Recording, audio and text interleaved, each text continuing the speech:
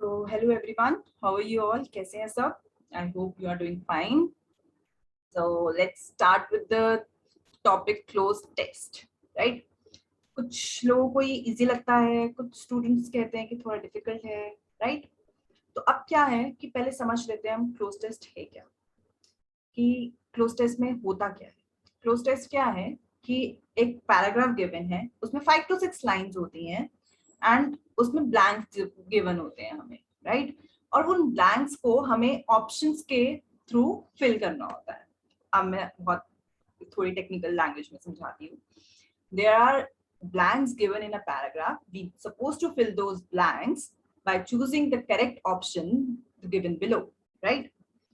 अब देखते हैं कि क्लोज टेस्ट क्या होता है कि हमारे हर एग्जाम में आता है, हर कॉम्पिटिटिव एग्जाम में आता है, लाइक हमारी बैंकिंग में आता है, ओके, एसएससी में आता है, और कॉम्पिटिटिव एग्जाम्स में आता है लाइक सीडीएस, राइट, और निमसेट, इन सब में भी आता है। चलो, अब बच्चे बोलते हैं कि मैम ये जो टॉपिक है क्लोज टेस्ट, ये बहुत डिफिकल्ट टॉपिक है। क्यों? क्योंकि इसमें ना वोकैब यूज होती है, ग्रामर यूज होती है, राइट? बट क्या होता है कि हम सब कुछ लर्न करके जाते हैं, बट स्टिल हमसे ना ये हो नहीं पाता है। और हमें बिल्कुल अपने तरीके से बहुत अच्छा लगता है कि ये जो वर्ड है ये बहुत एप्रोप्रिएट है इस सेंटेंस में, तो हमें लगता है कि ये सही होगा, बट फिर भी हमारा ये क्वेश्चन गलत हो जाता है। ऐसा क्यों? मैंने बहुत लोगों का फीडबैक देखा है। तो मैं उन्हें ये चीज बोलती हूँ कि फर्स्ट ऑफ ऑल सबसे बड़ा मिथ ये है कि cloze test is related to vocab, but it is not, it is not, right?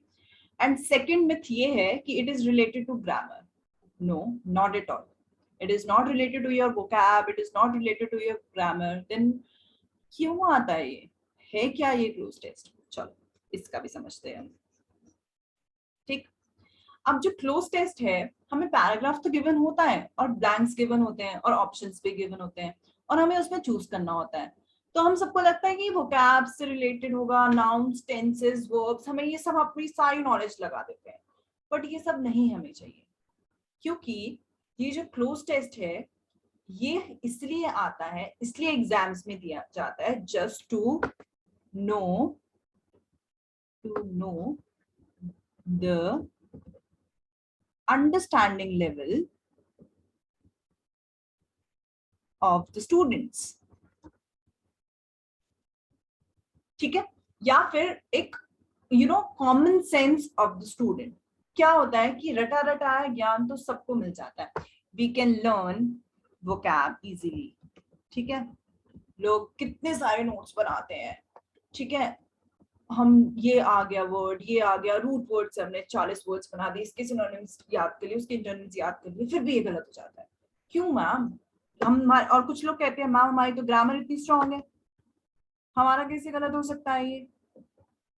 But mostly बच्चे इस चीज को समझ ही नहीं पाते कि क्लोज टेस्ट इन दोनों चीजों से रिलेटेड नहीं है, इस चीजों से रिलेटेड बिल्कुल भी नहीं है। क्या है कि ये जो क्लोज टेस्ट टॉपिक दिया होता है हमारी अंडरस्टैंडिंग लेवल चेक करने के लिए दिया होता है, ठीक, या फिर हमारी common sense level, common sense check करने के लिए दिया होता है, ओके, कि हम कितना समझ पा रहे हैं पढ़ के इस पर्टिकुलर पैराग्राफ को, कैसे उस चीज को फिगर आउट करेंगे।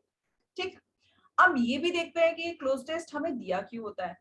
चलो, लर्निंग हो गई हमारी वोकैब से, ग्रामर से प्रैक्टिस हो गई, ठीक है, हम उसमें एरर ओमिशंस हम कुछ अच्छे से कर लेते हैं, फाइन। अब क्लोज टेस्ट क्यों देते हैं? क्योंकि हमें हमारी अंडरस्टैंडिंग देखनी होती है। अब हमारी अंडरस्टैंडिंग क्यों देखनी है? अगर कोई आपको जॉब देगा, राइट, तो आपको ऐसे थोड़ी दे देगा, आपके अंडरस्टैंडिंग लेवल चेक नहीं करेगा क्या कि वो आप कितना समझ पा रहे हो। फॉर एग्जाम्पल, अगर आपको कोई सिचुएशन दे दी, ठीक है, कोई सिचुएशन गिवन है आपको, या आपके सामने कोई केस आ गया, ठीक है, अगर आप उसको अच्छे से पढ़ के एनालाइज ही नहीं कर पाओगे तो अपना डिसीजन ही नहीं बना पाओगे, तो अगर करेक्ट डिसीजन नहीं होगा तो आप अपनी जॉब कैसे करोगे, राइट?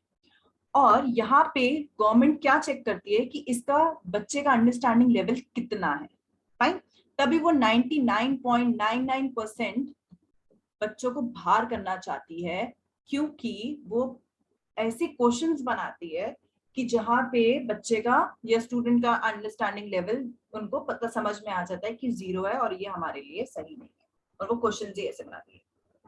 चलो, अब क्या है कि लोगों को लगता है कि क्लोज टेस्ट वोकैब पे बेस्ड है, ग्रामर पे बेस्ड है, बहुत बहुत डिफिकल्ट है, हमें ये चीजें याद करनी पड़ेगी, वो चीजें याद करनी पड़ेगी। बट क्यों याद करनी पड़ेगी, राइट? बट मैं ये बिलीव करती हूँ कि क्लोज टेस्ट सबसे इजीएस्ट टॉपिक है। क्यों? क्योंकि हर चीज मुश्किल नहीं होती ना कॉम्पिटेटिव एग्जाम में, कुछ इजी भी तो होता है। बस क्या करना होता है, हमें थोड़ी सी अपनी अंडरस्टैंडिंग और कॉमन सेंस यूज करनी होती है, और हमसे क्वेश्चंस ऐसे विद इन सेकंड सॉल्व हो सकते हैं, राइट? सो अब हम क्या करेंगे, ये चीज समझेंगे कि हम लोग या फिर हम स्टूडेंट्स करते क्या है। एज अ स्टूडेंट जब मैं भी थी एग्जाम देती थी तो मैं भी ऐसे करती थी ऑनेस्टली। ये तो मुझे जब मैं पढ़ाने लगी तो मुझे समझ में आने लगा कि कैसे करते हैं, तो फिर अब मुझे समझ में आता है कि क्लोज टेस्ट एक्चुअली ऐसे सॉल्व किया जाता है। तो स्टूडेंट क्या करता है, स्टूडेंट का मेथड है सबसे पहले हिट एंड ट्राई। इसमें क्या करेगा स्टूडेंट कि ना सेंटेंस पढ़ेगा ऊपर, एंड जो ऑप्शंस गिवन होंगे नीचे 1 A B C D जो भी होगा, उसको ही try to put those options in that particular blank. ठीक, जो उसको सुनने में अच्छा लग रहा है, जो उसको लग रहा है कि ठीक है यार थोड़ी सेंस बन रही है, तो उसको चूज कर लेगा। ठीक है, वो ये नहीं देखेगा कि वो उसका सेंटेंस क्या सेंस में बोल रहा है, वो पैराग्राफ किस सेंस में गिवन है, नहीं देखेगा। वो सिर्फ ये देखेगा अच्छा ये अच्छा लग रहा है यहाँ पे, ओके फाइन, ये हम टिक कर देंगे। ओके, चलो अब ये सब छोड़ो, अब हम देखते हैं अपना हिट एंड ट्रायल का एक एग्जाम्पल लेते हैं। मैंने क्या देखा है, एक पिछले कुछ सालों में या फिर फ्यू इयर्स बैक एक क्वेश्चन आया था कि energy dash affect the economy badly, right? अब यहाँ पे गिवन था एनर्जी के आगे डैश और नीचे गिवन थे उसके ऑप्शंस, इनटेक, कंजम्पशन,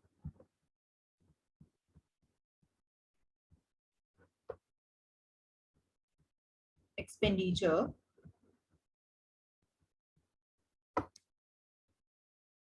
और फोर्थ था नन ऑफ द अबव।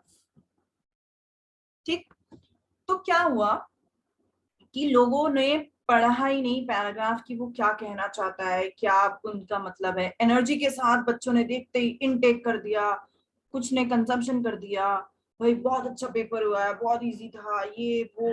सो ये चीज मतलब उन्होंने पढ़ा ही नहीं कि यहाँ पे है क्या, वो कहना क्या चाह रहा है पैराग्राफ, राइट? क्योंकि हमारा क्या है, माइंडसेट ही ऐसा है, एनर्जी के साथ या तो एनर्जी इनटेक करते हैं या तो हम कंज्यूम करते हैं। ठीक, तो हमने वो चीज डाल दी और यही होगा, हमने तो सोचा यही, हमने पढ़ा यही है तो हम तो यही करेंगे। बट वहां पे एक्चुअल जो था ना वो इनटेक था ना वो कंजम्पशन था, वहां पे ये था expenditure, energy expenditure affect the economy badly. वहां पे पूरा पैराग्राफ अगर जो स्टूडेंट, जो स्मार्ट स्टूडेंट है जिसके अंडरस्टैंडिंग लेवल बहुत अच्छा है, वो अगर ये पढ़ता तो वो उसने एक्सपेंडिचर ही मार्क करा था। ठीक, और मैं आपको बता रही हूँ ये 98% स्टूडेंट्स ने गलत किया है क्वेश्चन, क्योंकि पढ़ते हैं नहीं कि क्या है, कि क्यों पैराग्राफ किस वे में बोल रहा है, क्या उसका मीनिंग है, सो वो गलत कर देते हैं। So very important step is to understand the paragraph first.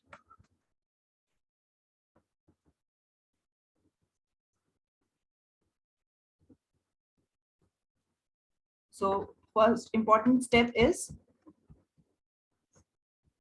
to understand and read the paragraph. Fine. पहले समझ तो लो कि पैराग्राफ बोल क्या रहा है ना? ये तो अगर हमें समझ ही नहीं आएगा, आप सिर्फ सेंटेंस पढ़ के आप करना चाहोगे तो नहीं हो पाएगा। It's very difficult for you to crack the exam, right? So पहले हमें पढ़ना है, उसके बाद हमें ऑप्शन चूज करना है. हमें हिट एंड ट्रायल नहीं करना है यहाँ पे एनी कॉस्ट, क्योंकि बहुत इजी टॉपिक है ये. आप आराम से फुल स्कोर कर सकते हो once you will read it and understand it well, right? चलो, बहुत हो गया ज्ञान. Let's understand with an example. एक क्वेश्चन करते हैं, फिर हम देखते हैं कि हमें कितना समझ में आया और हम कितना कर पा रहे हैं. राइट? चलो. So this is the question, this is the paragraph. First we just read the paragraph. देखना चाहेंगे कि paragraph क्या है. ठीक. So the Aryans dashed about the northern Asia and Europe over the wide grasslands, but as their numbers grew and the climate became drier and the land, there was not dash food for all of them to eat. Dash, they were forced to move to other parts of the world in search of dash. अब समझ में आ रहा है, Aryans कहीं किसी चीज या कहीं कुछ एक्सप्लोर करने के लिए निकले हैं, राइट? कुछ उनको जहां वो जा रहे हैं, उनको कुछ लोग उनके साथ जुड़ भी रहे हैं, उनका क्लाइमेट ड्राई हो रहा है, लैंड्स के साथ कुछ इशू है, फूड के साथ इशू है, ठीक है. फिर वो कुछ और पार्ट्स में चले गए हैं वर्ल्ड के, राइट? तो हमें यहाँ से समझ में आ रहा है. चलो, हमने यहाँ से थोड़ा जिस्ट मिल गया कि कुछ आर्यंस गए हैं, ऐसे ऐसे उनके साथ कुछ प्रॉब्लम्स है. चलो, अब now we will see the options. पहले मैंने ऑप्शंस इसीलिए नहीं दिखाया बिकॉज हम क्या करते हैं कि सेंटेंस पढ़ते हैं, हम फटाफट ऑप्शंस पुट करने की कोशिश करते हैं. चलो, हमने यहाँ पे पहले ही पढ़ लिया, हमने अपना फर्स्ट पूरा स्टेप कंप्लीट कर दिया. Next is we will read the options. अब देखते हैं कि अब फिर से पढ़ते हैं हम फर्स्ट सेंटेंस. यहाँ पे क्या कह रहा है? The Aryans dash about the northern Asia and Europe over the wide grasslands. अब क्या होगा? Wandered. अब आर्यंस wandered है. मुझे तो वो पैराग्राफ पढ़ के wandered तो नहीं लगे, बहुत शॉक तो नहीं लगे. हाँ ना, वो वर्क कर रहे थे. वर्ried किस बात के लिए? उनको टेंशन तो किसी चीज की नहीं लग रही थी, वो तो घूमने निकले. घूम के किसी को किस बात की टेंशन होगी? Wandered, which means exploring, right? So वो निकले ही एक्सप्लोर करने के लिए है. ठीक है, तो क्या आएगा? Is answer D. The Aryans wandered about the northern Asia and Europe over the wide grasslands. ठीक, तो आंसर भी चेक कर लेते हैं. It's answer D. चलो नेक्स्ट देखते हैं. नेक्स्ट सेंटेंस है, but as their numbers grew and the climate become drier and the land dash. चलो विल स्टॉप हियर. ठीक है, अब क्या है? But as their number grew, जैसे उनके नंबर बढ़ रहे हैं, climate become drier, climate dry हो गया, एंड लैंड डैश. अब we will see the options कि क्या क्या ऑप्शंस गिवन है. अब लैंड, जब क्लाइमेट ड्राई है तो लैंड ग्रासफुल तो नहीं हो सकता, राइट? ना ग्रीन होगा ना डेड होगा. डेड तो भाई ह्यूमन बॉडी होती है ना, लैंड थोड़ी डेड होता है, राइट? तो ये चीज तो डेड तो नहीं आएगा.